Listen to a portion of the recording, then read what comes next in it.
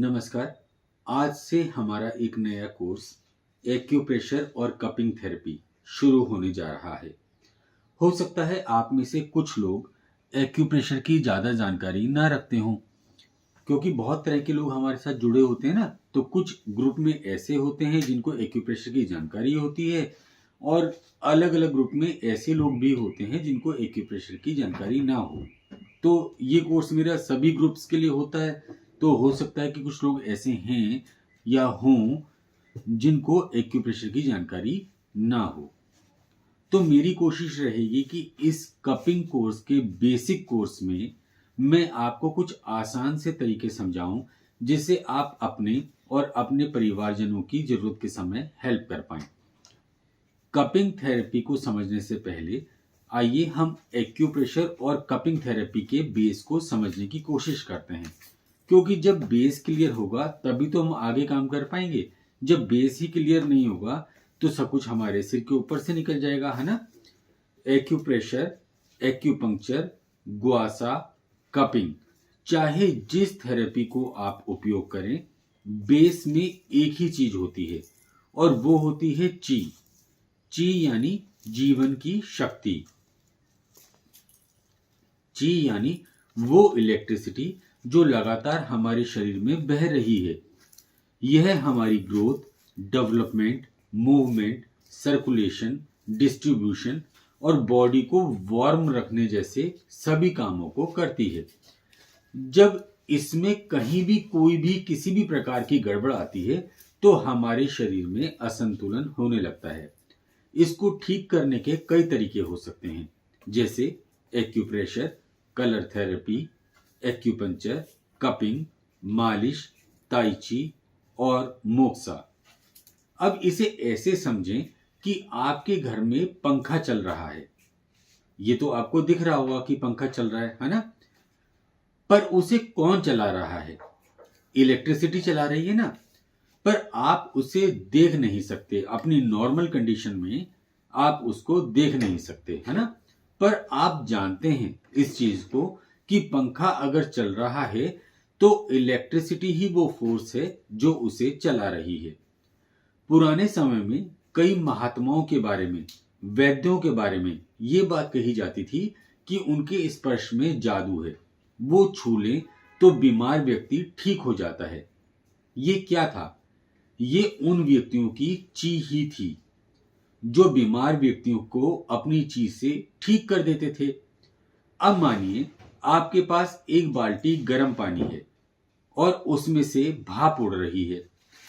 भाप को या स्टीम को हम ची मान लेते हैं या हम ची से उसकी तुलना करते हैं। अब उस बाल्टी से थोड़ा सा पानी आप किसी दूसरे बर्तन में लें या मग में लें, तो जब आप उसको बाल्टी से अलग कर देंगे, पानी मग में ही है, गर्म पानी, और अब आप उसको बाल्टी से दूर ले जाकर कहीं रख दीजिए, तो उसमें से भी भाप निकलेगी ना। क्यों? क्योंकि उसमें भी गर्म पानी है ना। तो बस इसी तरीके से हम ची को भी एक स्थान से दूसरे स्थान पर ले जा सकते हैं। आप खुद इसे महसूस भी कर सकते हैं और महसूस करवा भी सकते हैं। कैसे? इमोशंस के द्वारा। मानिए कोई व्यक्ति बहुत उदास था, डिप्रेस था। टीसीएम में हम इसका कारण ची की कमी मानते हैं। आप उसे कुछ दिन खुश रखने की कोशिश कीजिए। आप खुद महसूस करेंगे और वो भी महसूस करेगा कि उसका डिप्रेशन, उसकी उदासी कम होने लगी है। क्यों? क्योंकि दुख जो होता है, उदासी जो होती है, वो ची को कम करती है, ची के कम होने के कारण आती है। और खुशी जो है वो एनर्जी के लेवल को ऊपर उठाती है, अप कर देती है। क्लियर हुआ आपको? एक और एग्जांपल लेते हैं।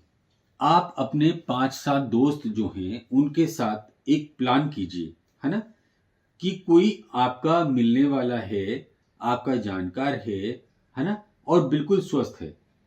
पर आप एक प्लान करेंगे कि अलग अलग मोमेंट पर एक ही दिन में कुछ ही समय में, जैसे सपोज मान लीजिए 1 घंटे का टाइम हुआ या 1.5 घंटे का टाइम हुआ, है ना, इसी बीच में आप 5-7 लोग अलग अलग उससे मिलिए और उसको बोलिए कि भाई क्या बात है, आप तो बहुत बीमार लग रहे हैं, है ना। जैसे वो सुबह आपसे मिला, आपने उसको बोला कि भाई आप तो बहुत बीमार लग रहे हैं, क्या बात है, सब ठीक तो है, खैरियत तो है। ऑफिस का दूसरा कलीग है, वो भी उससे जाके यही बात कहे कि भाई क्या बात है, आप तो बीमार लग रहे हैं। ऐसा कुछ लोगों को पहले से समझा दीजिए कि आपको जाकर ये कहना है।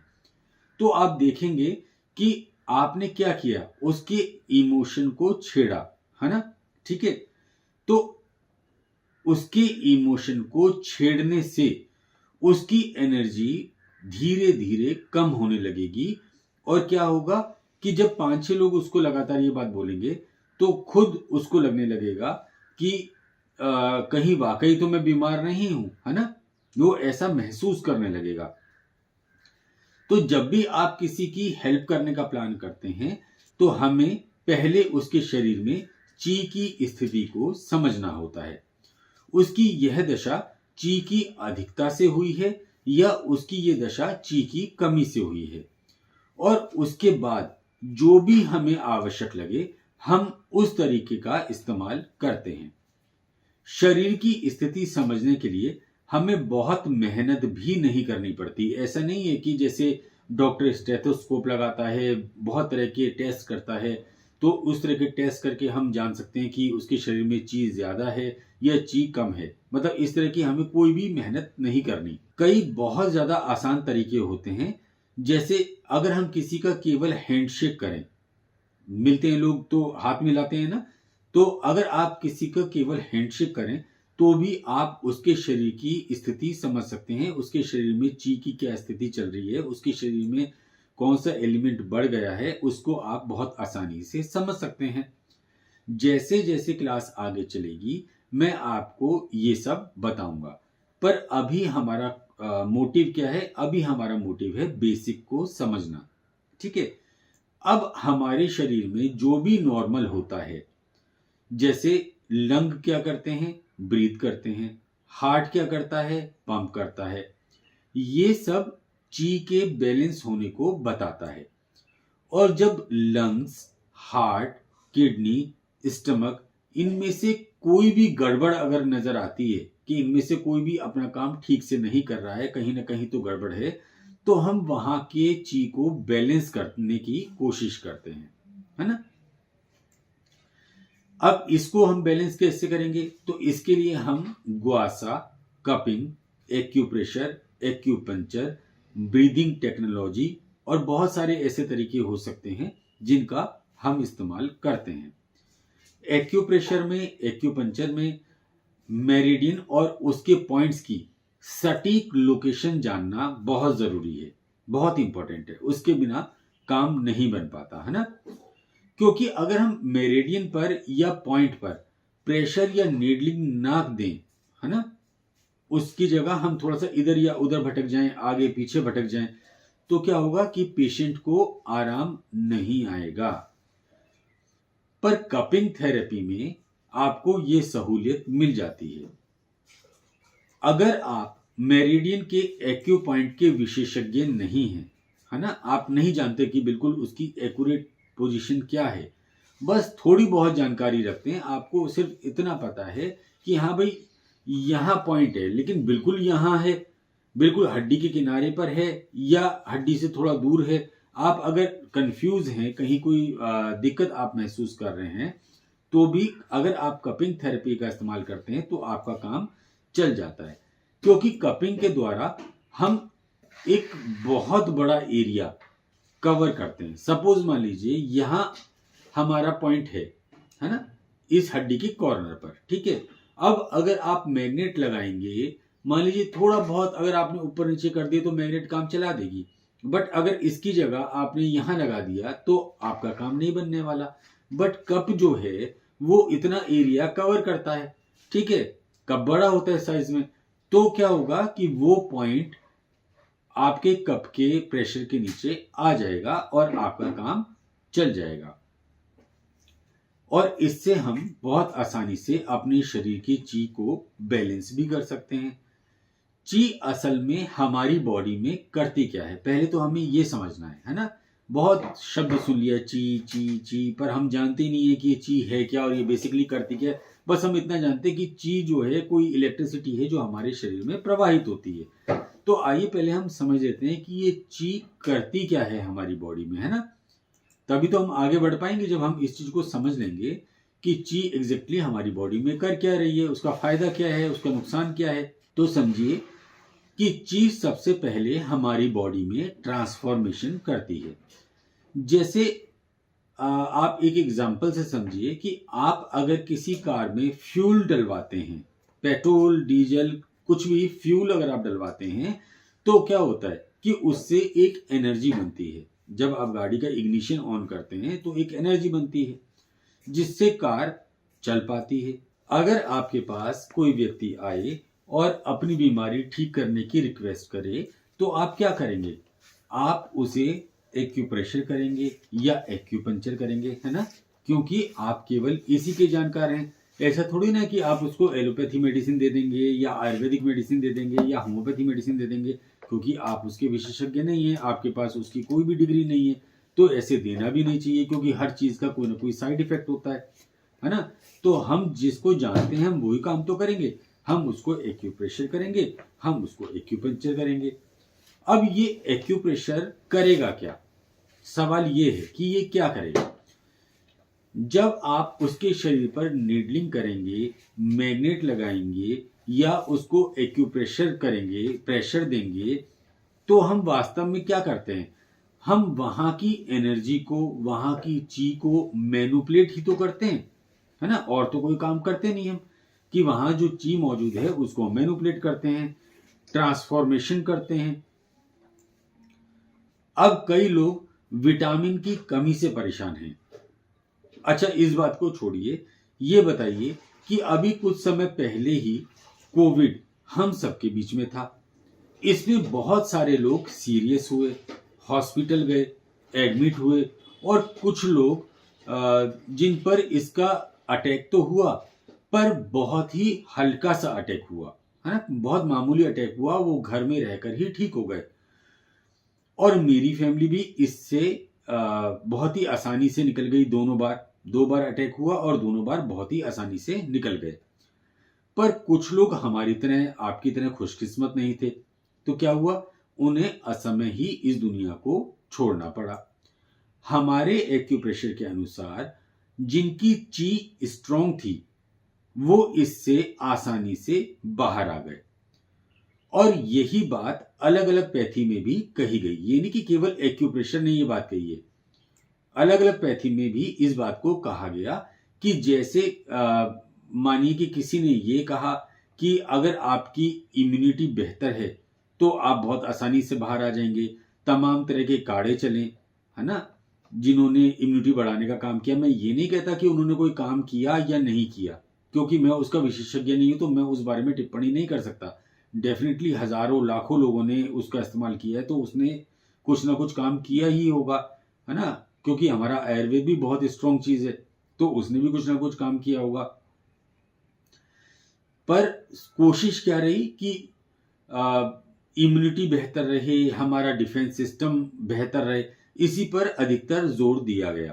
तो इसका मतलब हुआ कि ट्रांसफॉर्मेशन के बाद पहला काम तो ची का हुआ ट्रांसफॉर्मेशन करना, है ना, और दूसरा काम हुआ ची का ट्रांसफॉर्मेशन के बाद हमारे डिफेंस सिस्टम को मजबूत करना। यानी ची ये दो काम करती है, पहला ट्रांसफॉर्मेशन करती है और दूसरा हमारे डिफेंस सिस्टम को मजबूत करती है।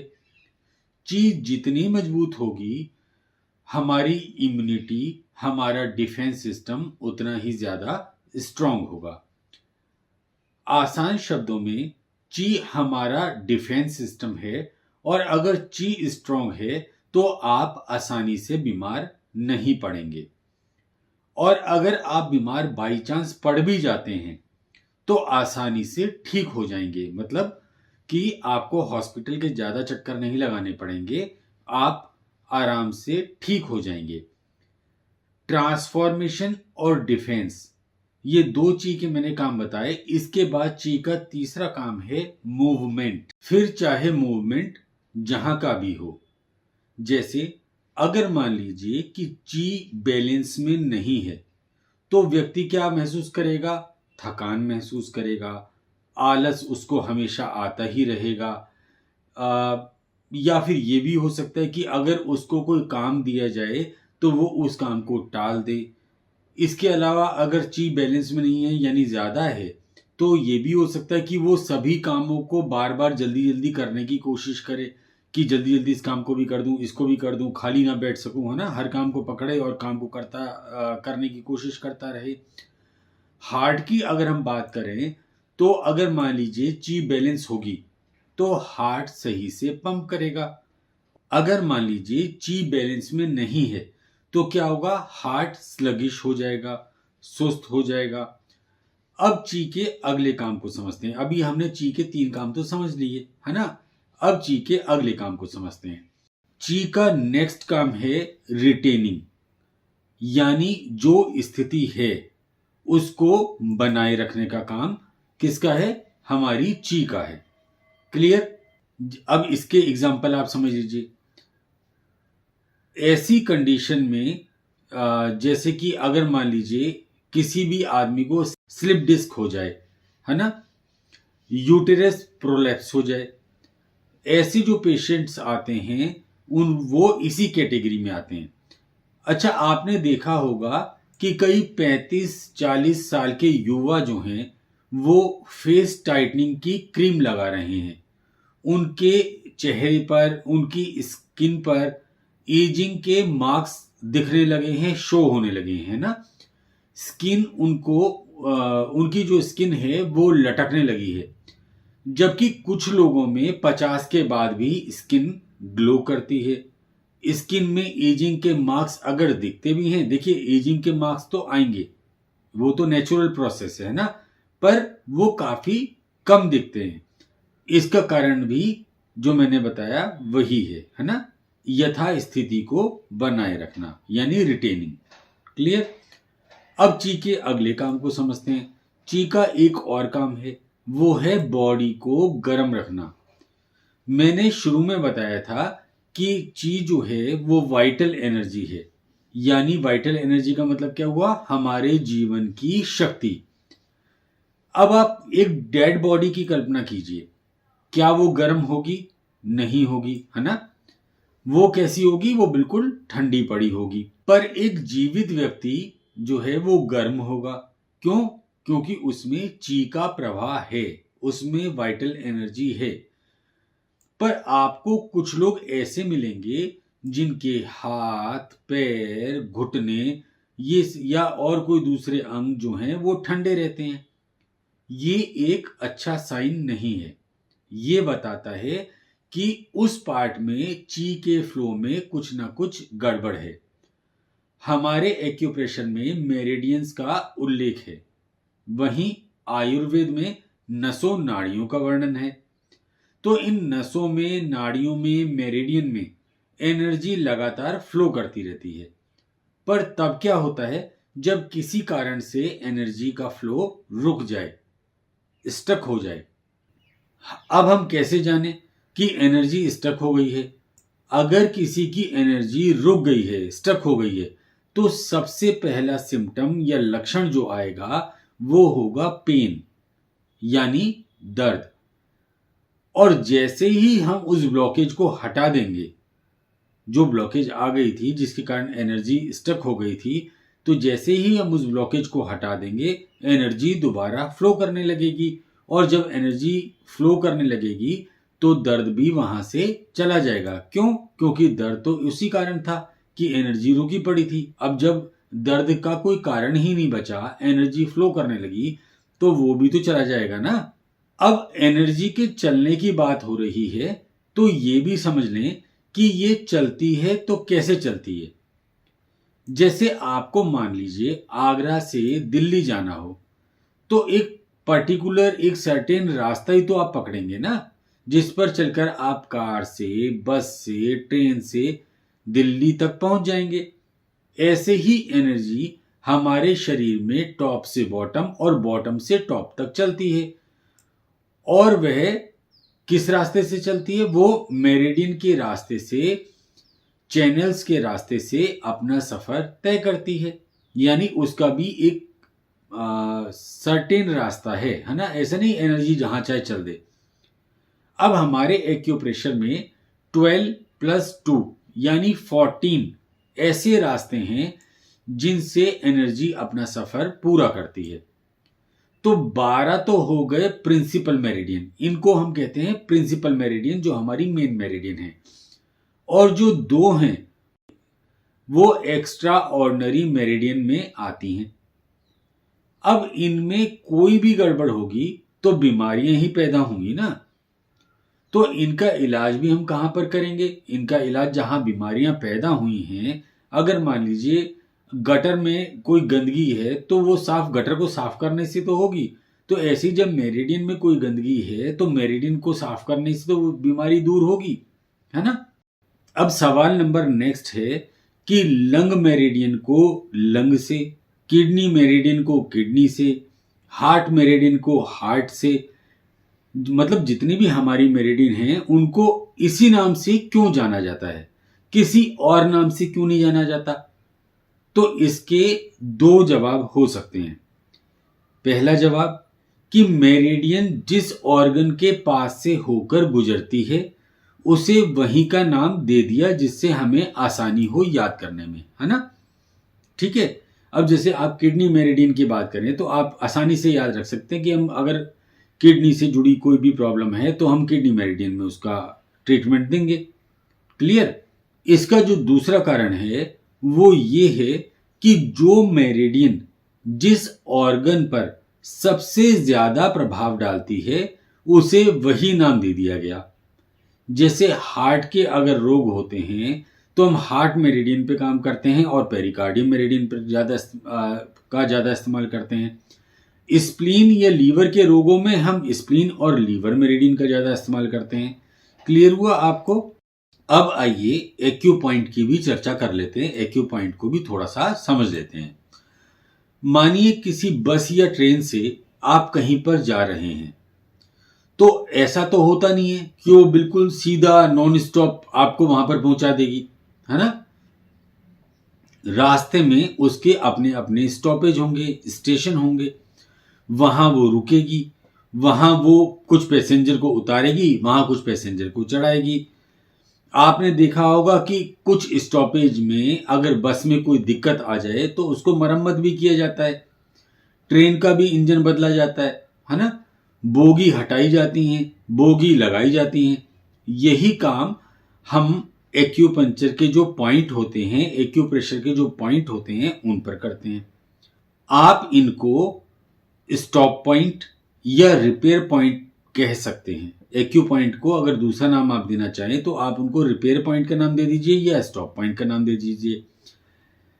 जिस प्रकार बस में, ट्रेन में यात्री उतरते हैं, चढ़ते हैं, वैसे ही हमारे एक्यू पॉइंट से एनर्जी एंटर भी होती है और रिमूव भी होती है। अब मानिए किसी की बॉडी में पेन है तो पहले हम ये जानने की कोशिश करते हैं कि वहां से, जिस जगह पर पेन है वहां से कौन सी मेरिडियन जा रही है।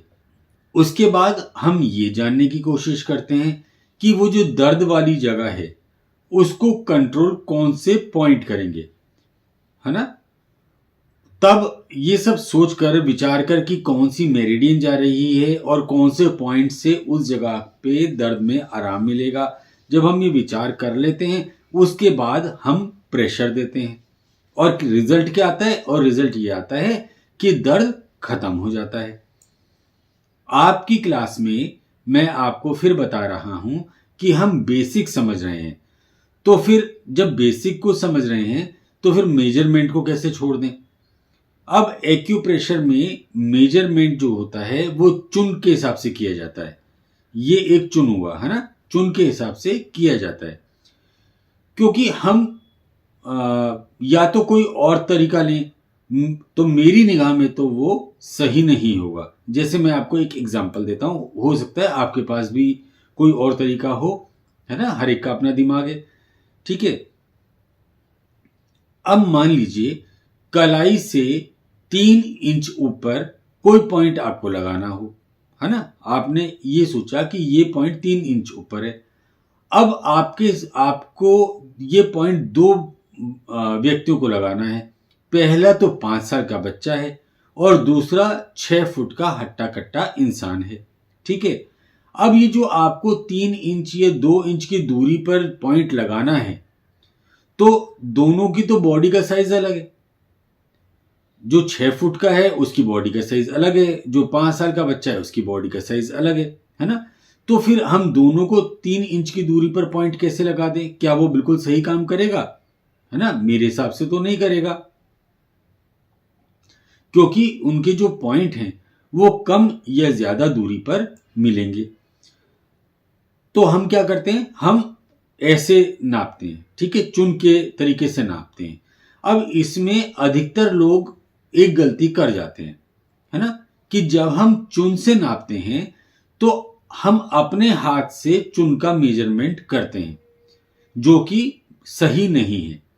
हमें क्या करना है, हमें पेशेंट के हाथ की चौड़ाई का अंदाजा अपने हाथ से ले लेना है और फिर पेशेंट के हाथ के अकॉर्डिंग ही चुन को नापना है। सपोज मान लीजिए कोई पेशेंट आपके पास आया, उसका हाथ इतना चौड़ा है, ठीक है, उसकी 4 फिंगर्स आपके 3 फिंगर्स के बराबर हैं।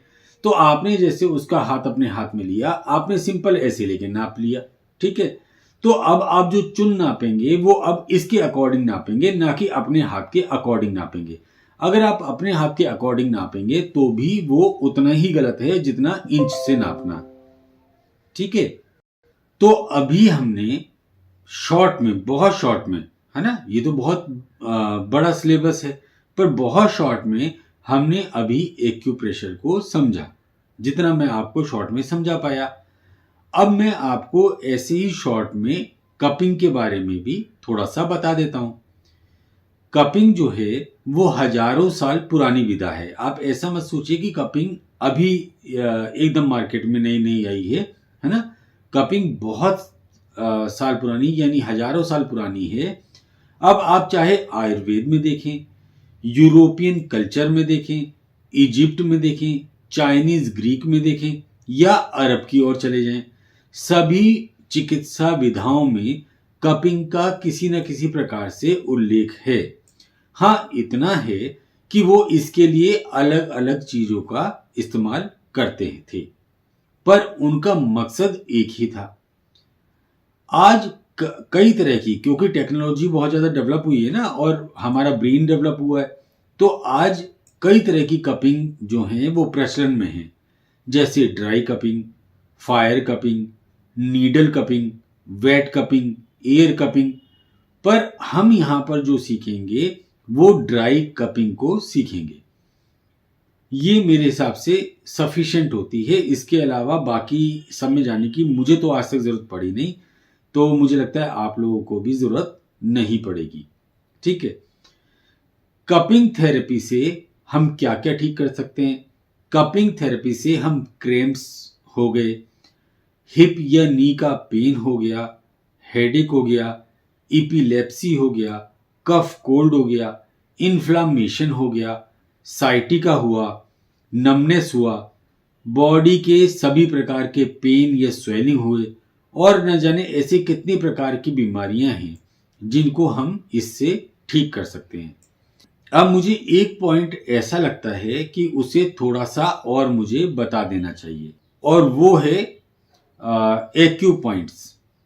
एक्यू पॉइंट ऐसी जगह है जहां से मैंने अभी आपको बताया था कि एनर्जी एंटर भी करती है और रिमूव भी होती है। इसे ऐसे समझें कि आप बाहर टहल रहे हैं और मौसम ठंड का है। ऐसे में सर्दी आपके शरीर में जो एंटर करेगी वो एक्यू पॉइंट से ही करेगी, हमारे एक्यू प्रेशर के हिसाब से। ठीक है, क्योंकि मैं एक्यू प्रेशर जानता हूं, मैं उसी की बात करूंगा, या एक्यूपंक्चर जानता हूं तो एक्यूपंक्चर की ही बात करूंगा। ठीक है, एनर्जी भी 2 तरह की होती है। पहली एनर्जी पॉजिटिव होती है, दूसरी एनर्जी नेगेटिव होती है। खुश रहने से हमारी ची मजबूत होती है ना। आप आज से ही अगर खुश रहना शुरू कर देते हैं और नेगेटिव थॉट से परेशान होना छोड़ देते हैं, तो कुछ ही दिनों में आप देखेंगे कि आपकी ची मजबूत हो जाएगी और आप देखेंगे कि कई बीमारियां आपका शरीर धीरे धीरे छोड़ रही हैं, या फिर आपके बीमार पड़ने की जो फ्रीक्वेंसी है वो धीरे धीरे कम हो रही है।